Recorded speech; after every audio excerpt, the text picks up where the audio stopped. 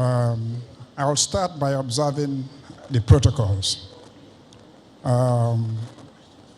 Your Excellency, Chief Dr. Willie Obiano, the Executive Governor of Anambra State, His Royal Majesty, Alfred Achebe Obi of Onitsha, Your Excellency, Dame Virgie Etiaba, the former Governor of Anambra State,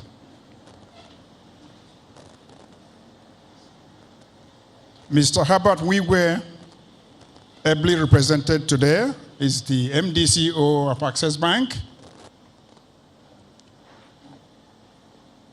Mrs. Uju Ifejika, the CEO of Britannia U,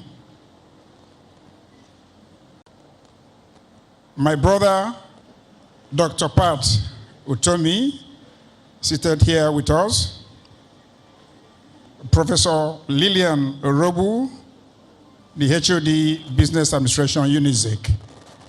I am not sure that I've gotten it entirely right, but I can always blame it on my assistants if I got it wrong.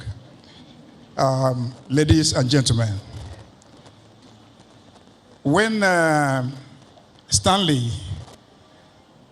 Stanley Uzochukwu mentioned to me about this event, I wasn't pretty sure the full theme and the purpose, but one thing I was very sure about at the time was that the individual, Stanley, I've known for a few years, will only associate himself with things that are meaningful. When I went further into understanding, trying to understand what the event is all about, I felt even more elated, and I felt even more, had more respect for his thoughts, because this is what I believe in as a person, which is about building capacity, developing young people, and being able to make a difference. And making a difference starts with the young ones, because whether we like it or not, a few years to come, a few decades, some of us will not be standing here talking. Young people who are sitting all over here will be the ones driving the system and driving the country. If we fail to invest in the young people, then we fail to invest in ourselves and in our system. I will read partly from my speech, but I will elaborate also on particular issues. I truly feel honored to be in the midst of this great and distinguished audience. It gives me great pleasure and a true sense of commitment and patriotism to be invited to deliver the keynote address on a subject of very critical value to an audience that I feel truly at home with. It gives me the privilege to share my experiences with some of the Nigerian finest entrepreneurs, corporate giants, businessmen and women, and the general audience. I am honored and sincerely thank the convener, the chairman of Stanley Group, Stanley Uzochukwu, for the opportunity. Let me elaborate here also. The fact that the executive governor of Anambra State, with the tight schedule he has, is sitting here today to honor this, sends a message. And the message is that he believes in what is going on here today. He believes in building capacity amongst the young ones, and he believes in development of Anambra State.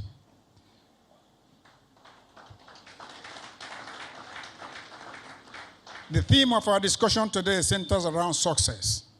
Success can be defined in various ways. A few of the definitions that elaborate success are the achieving of results wanted or hoped for.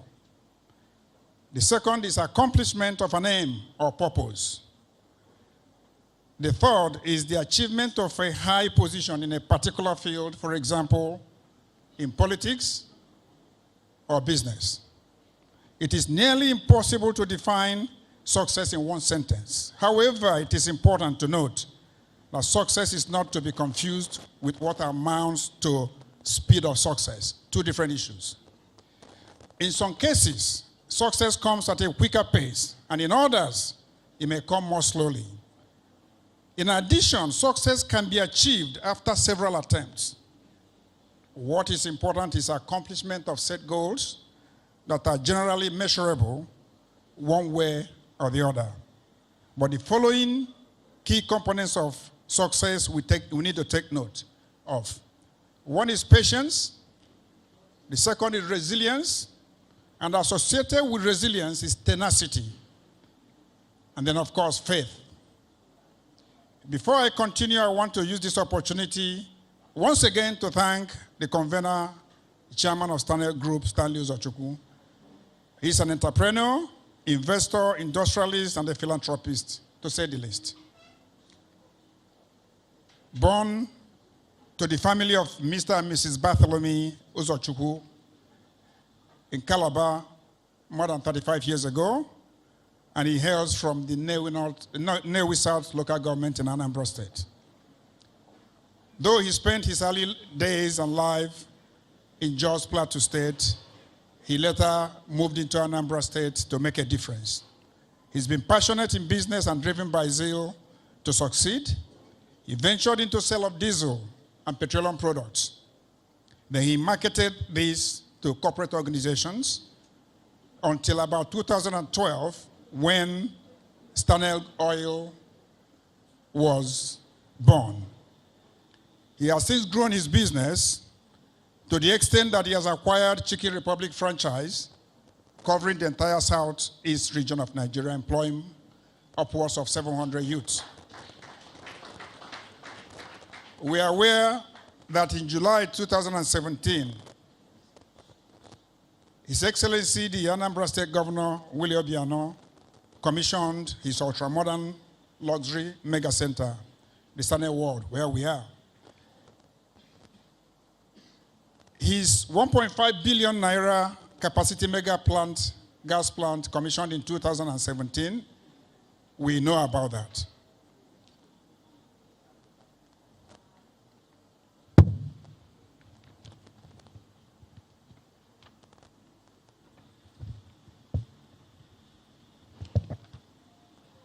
He has also built up his brand, and he has notably products like Stanel tires, Stanel engine oil, Stanel gas cylinders, and a lot. Now, let me state here that he has demonstrated great entrepreneurial zeal and capacity, and it's a key example of the theme of this event. It's a very good example to the youth on how best to progress. I am sure that he's in a better position to narrate his beautiful story than I can attempt. I believe I have only tried to skate the surface. So Stanley, congratulations for bringing us here. Let me state that before I progress, I want to make sure I lay the foundation for what I want to talk about. I can talk about myself and try to make us understand what made me to be where I am today and how my journey moved. But I have to lay the foundations, because the foundation of success, in my opinion, looking at it in a certain framework, is built on a few issues. You have to accommodate the principle and ethos of entrepreneurship. You have to look at the effect of infrastructure, availability of it, or absence of it. And then you have to look at human capacity development, because you cannot talk about development without looking at human capacity building. And that's where sometimes we get it wrong in our societies. If we do not deliberately build up human capacity, we have destined ourselves to fail. Entrepreneur can be defined in many ways. But one thing that is obvious about entrepreneurship is that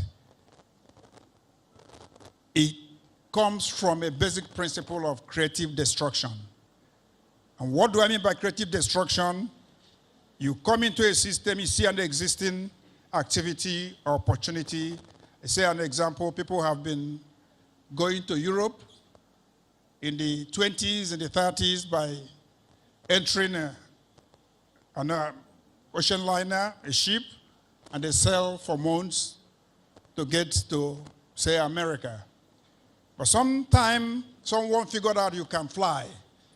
And when the Wright brothers did what they did by making sure that the idea of flight could be developed, of course, we've progressed from then. Time went on when people could invest in airliners to be able to take people from here to Los Angeles. If you're flying directly, definitely in less than 24 hours. Whereas previously it would have taken months to do that. What have you achieved? You have actually done creative destruction of a system by providing a better alternative of how to get going. That is entrepreneurship. If you look at a few people that have made a difference, I take a few. For those of us who are familiar with science, you remember Thomas Edison. Thomas Edison, who is a forerunner, who was a forerunner to General Electric you hear about today, developed the incandescent lamp. And the principle is simple. By taking a filament and then you pass electricity through it, you generate heat, and the heat generates light. But of course, it's not that easy, because when you generate heat and light, you have oxygen around. What happens is that you destroy the same filament instantly. How do you make sure it keeps lighting all the time? You have to enclose it and put inert gas inside there to preserve the filament. When you do that, you're able to continuously provide light through the light bulbs of the old, not these LEDs you see today. That created a basis for serious entrepreneurship, because by developing that, he was able to build a big business around it. Today, we've moved on from incandescent light, we've gone to fluorescent lamps. Today, we are talking of light-emitting diodes. Some of you will remember, if you know about Andrew Carnegie, you cannot talk about American Industrial Revolution without Andrew Carnegie. He was the father of steel, and he made steel available that changed America forever. Here, we remember Sir Louis Odumegwu. Some of you here know about Ikemba Nnewi, Chief Emeka Odumegwu, a great man. May his soul rest in peace. But a lot of us don't remember his father. His father did what was impossible. You read his history and you try to know this history, you will never know that this man passed on away from this world less than 60 years old. But he made all the difference. He was the richest man existing in Nigeria. He was one person that the British Empire gave the order of British Empire when he was possibly in his late 40s. You may wish to know that the story goes that when the Queen of England, the current Queen, visited Nigeria for the first time, following her coronation, it was his car, his Mercedes-Benz car, that was loaned to Nigeria to take care of her movement. So, if you look at that, you know that entrepreneurship has been here for a very long time. But today, some people don't remember what he has done in the lives of people in Nigeria. I can mention one person again who is alive today. There are quite a few of us. Innocent Chukwuma, the chairman of Innocent. You all know him. From humble beginnings to trading in spare parts, today he actually manufactures cars. And some of you may not know, it's not assembly of cars. He manufactures the cars from the bodies to the engines to everything. He does all those. You need to go to his factory and see. And as we speak, we are setting up a system that will enable us squarely locate his products in the oil and gas industry. Before end of February, I'm saying this, he may not even know it yet. Before end of February, we will create a cooperation between him and the local content phenomenon in the oil and gas industry. Because we use a lot of vehicles. There are some projects we get into, a single project we may need 500 pickups to be able to execute these projects. Why should we be buying these from outside the country?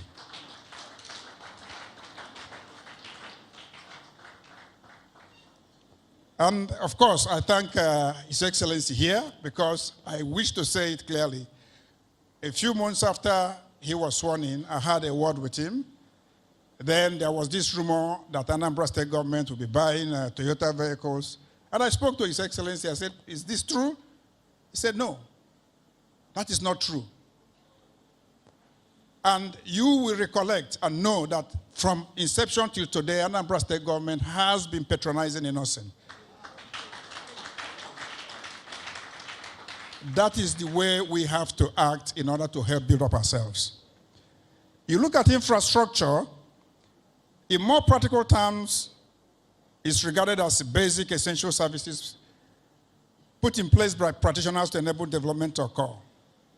It is important that economic growth and development of Nigeria, it should be known that it can be accelerated and facilitated by the provision of an articulated infrastructure framework that will contribute to improving the quality of life by creating amenities, providing consumption goods in the areas of energy, transport, communication services, and in all other facets of macroeconomic stability.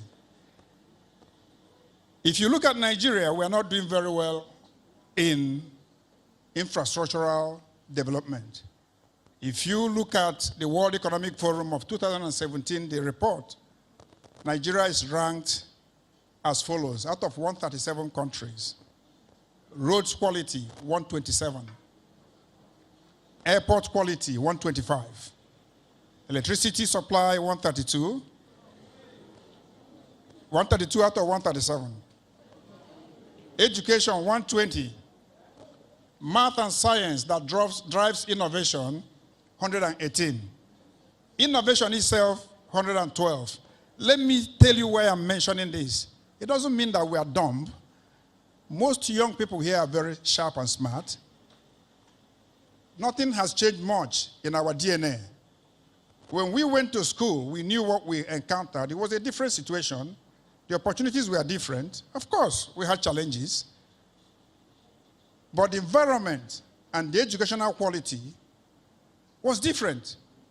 Over years, the system has evolved negatively to the extent that we have all these indices pointing downwards.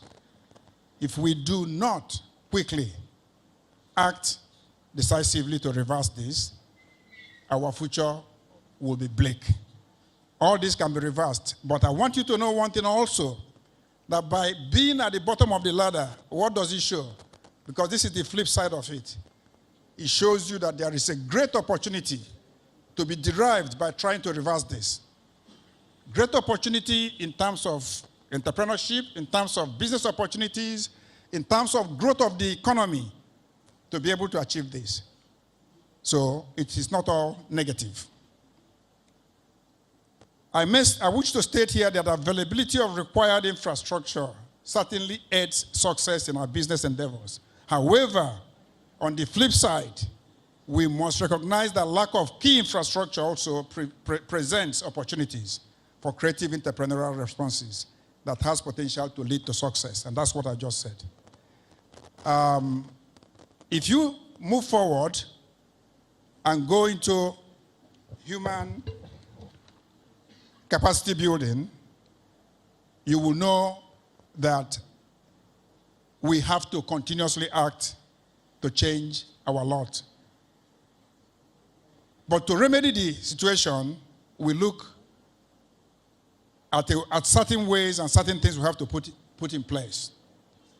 The objectives and strategies should be clearly to ensure quality universal education for children and youth, to develop incentive programs to encourage private sector and state investment in modern technical and vocational educational institutes, to revive and aggressively support new post-secondary school, trade centers, and technical schools, to increase the number of youth and adults with the skills required to secure employment and all become entrepreneurs, to improve teachers' quality, to review and restructure education curriculum, to develop and promote ICT's curriculum, to encourage and ensure a regular oversight through statutory visits and monitoring of the universities and institutions. On this note, and having laid this background, let me tell you a little story about myself. Because my story will make you put all this I've said in perspective. I am from Oraifite in Okwusa local government in Anambra State. I hope this doesn't send any signal with what has been happening in the past couple of weeks. Oraifite is a very, very peaceful town, a town that is, in a way, laid back, that is known for education and excellence. I attended Oraifite Grammar School purely by providence because I was born in Jos, but the war made everybody to come back, and as a little kid, we all came back to Oraifite, and then coming back to Oraifite, that was when I started school.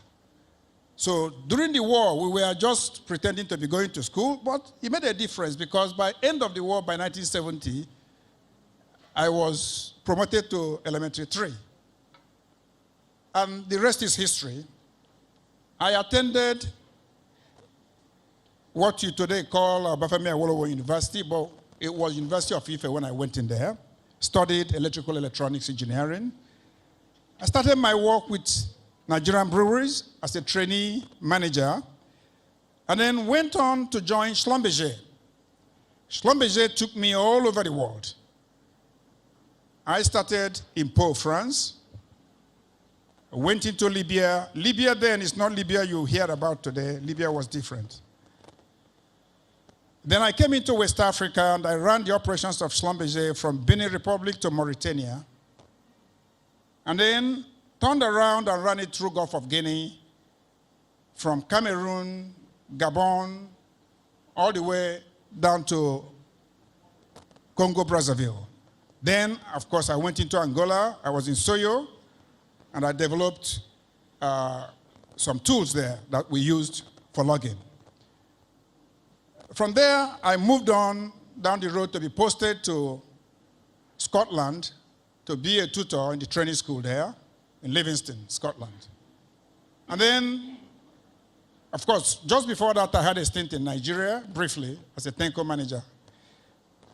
And then I moved on to Indonesia, from where I left to come to Nigeria. Where did I leave to come to Nigeria? I came into Nigeria at the toughest point at that point.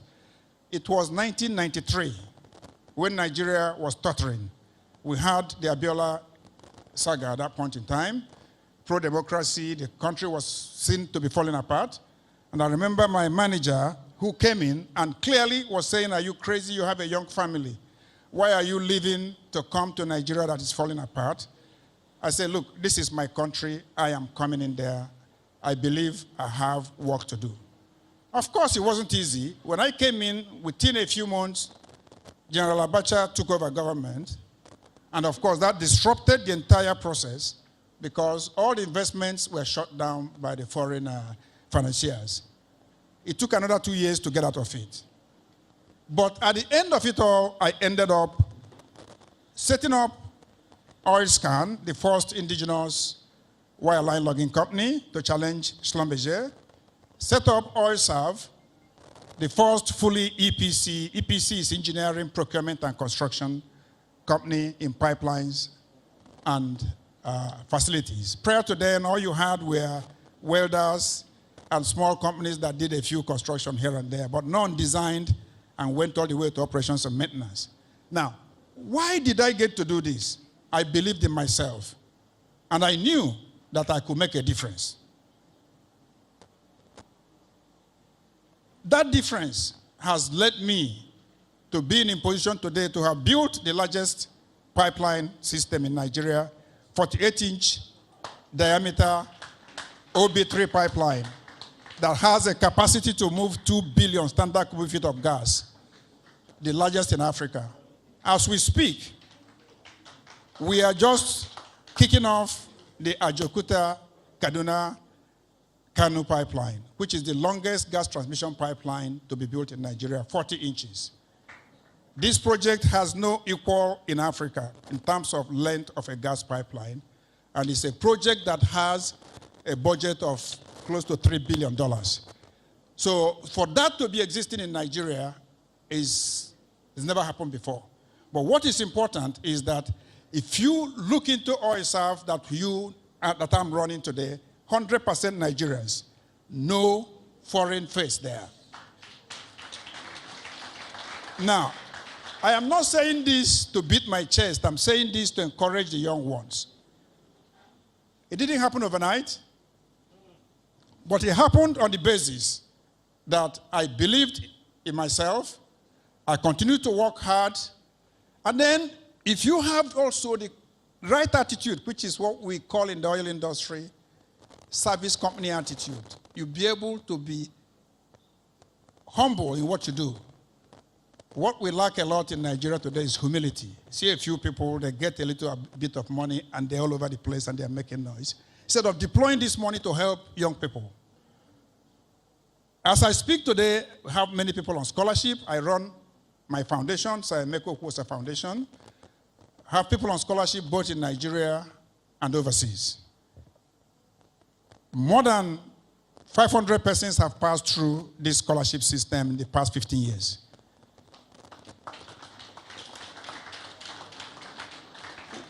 We also provide a lot of infrastructural facilities. In Orifite, we built roads, we built community halls, we built water systems that we reticulated. In fact, one of those roads, His Excellency is a witness here.